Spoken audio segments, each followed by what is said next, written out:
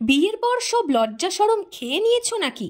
হ্যাঁ, এরকমই সব কমেন্ট করে কমেন্ট বক্স ভরিয়ে দিচ্ছে রিয়ার বিয়ের পর রিয়ার কমেন্ট বক্সে।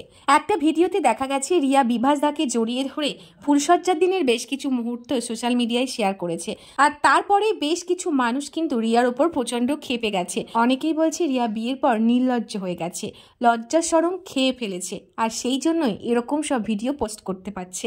আর সকলে এবার রিয়াকে এরকম কমেন্ট করার কারণটা কি জানেন? রিয়ার ফুলসজ্জার ভিডিওর কমেন্ট বক্সে এরকম প্রচুর কমেন্ট দেখা যাচ্ছে।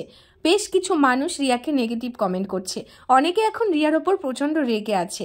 সবাই বলতে চাইছে রিয়া একটা বাজে মেয়ে, রিয়া নির্লজ্জ হয়ে গেছে।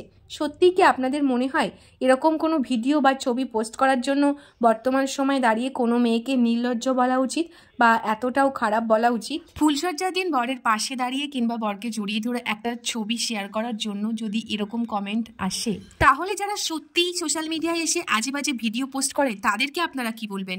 সত্যি করে বলুন তো, বিভাসদার সাথে এরকম ছবি শেয়ার করার জন্য সত্যিই কি রিয়াকে এরকম কমেন্ট করা উচিত হয়েছে? আপনার কি মনে হয় অবশ্যই কমেন্টে জানাবেন।